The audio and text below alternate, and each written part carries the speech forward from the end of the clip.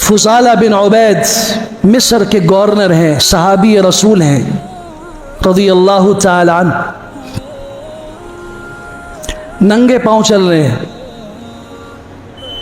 کسی نے پوچھا حضرت مصر کے گورنر ہیں آپ، اور عرب کی سرزمین میں مصر اور شام یہ سب سے زیادہ زرخیز سرسبز ممالک ہیں،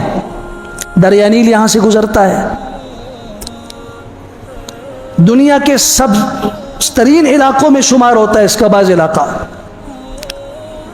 کھلی آمدنی ہے، آپ ننگے کیوں پھر رہے ہیں؟ فضالہ بن عبید رضی اللہ عنہ نے فرمایا میں خود حضور اقدس صلی اللہ علیہ وسلم کے پیچھے نماز میں کھڑا تھا، اچانک پوری کی پوری صف دھڑام سے گر گئی،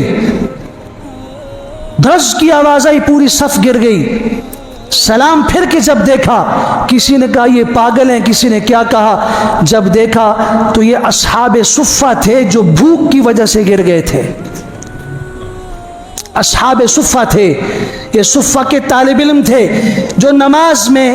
بھوک کی وجہ سے گر گئے۔ فضالہ کہتے ہیں حضور صلی اللہ علیہ وسلم نے نماز سے بعد ان کی طرف رخ کر کے فرمایا تھا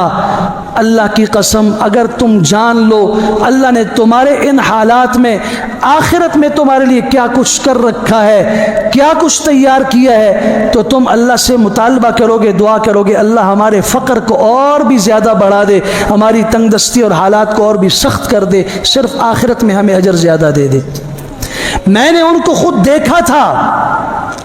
اور ان کے متعلق رسول اکرم صلی اللہ علیہ وسلم کی یہ بات سنی تھی، اور پھر آپ علیہ السلام کا یہ جملہ بھی سنا تھا، وہ پوری امت کے لیے ہے، قیامت کی صبح تک کے لیے ہے، میرے اور آپ کے لیے ہے۔ آپ نے فرمایا تھا واللہ لا اخشى علیکم الفقر، اللہ کی قسم میں تمہارے متعلق بھوک سے نہیں ڈرتا، تنگ دستی سے نہیں ڈرتا، فقر آ جائے کوئی بات نہیں ہے، ولیکن اخشى علیکم میں تمہارے متعلق جس چیز کا ڈر رکھتا ہوں وہ یہ ہے ان تبسط علیکم الدنیا کما بسطت علی من کان قبلکم، کہ تمہارے اوپر دنیا کھول دی جائے گی، دنیا کی نعمتیں کھول دی جائیں گی جیسے تم سے پہلوں پہ کھول دی گئی تھی، فاہلکتہم جیسے اس دنیا نے انہیں تباہ و برباد کر کے ہلاک کر کے رکھ دیا تھا، اللہ کے باغی بن گئے تھے، دین کے باغی بن گئے تھے، پیغمبروں کے مقابلے میں کھڑے ہوئے تھے، مال اور دولت اور دنیا نے ان کی دنیا اور آخرت تباہ کر دی تھی۔ ایسے مجھے ڈر لگتا ہے اپنی امت کے متعلق کہ دنیا کی فراخی میں، دنیا کی چہل پہل میں اور رونق میں یہ ایسے پڑ جائیں گے کہ یہ اپنی آخرت سے غافل ہو جائیں گے، نتیجہ ان کی بھی وہی نکلے گا جو ان سے پہلوں کا نکلا، یہ بھی برباد ہو جائیں گے۔ یہ اللہ کے رسول صلی اللہ علیہ وسلم نے فرمایا تھا۔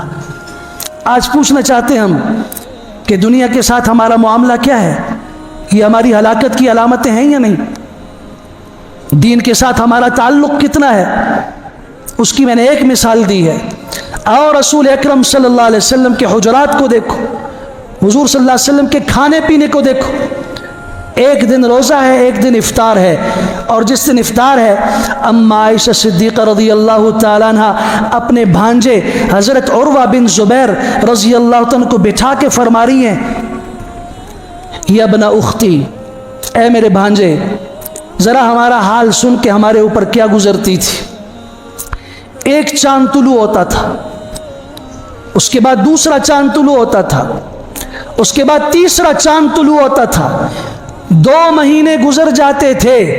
اور رسول اکرم صلی اللہ علیہ وسلم اور ہمارے حجرات، ہمارے گھروں میں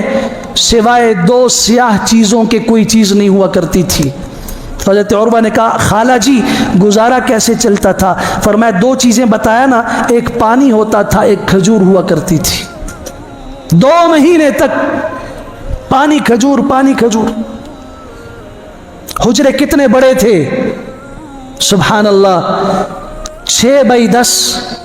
ہاتھ کے، دیواریں کتنی اونچے تھیں کہ اگر ذرا سا آدمی اونچا ہو کے سر اٹھا کے دیکھتا تو اندر کا گھر نظر آ جاتا تھا، دروازہ اس پہ کوئی نہیں،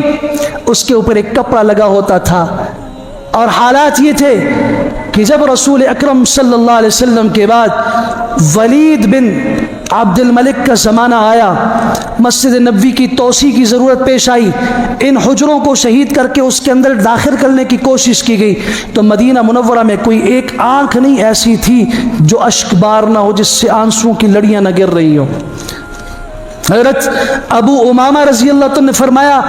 او ہو ولید چھوڑ دو ان کو، تاکہ دنیا والے آ کے دیکھیں کہ اللہ کے رسول صلی اللہ علیہ وسلم کے گھر کیسے تھے۔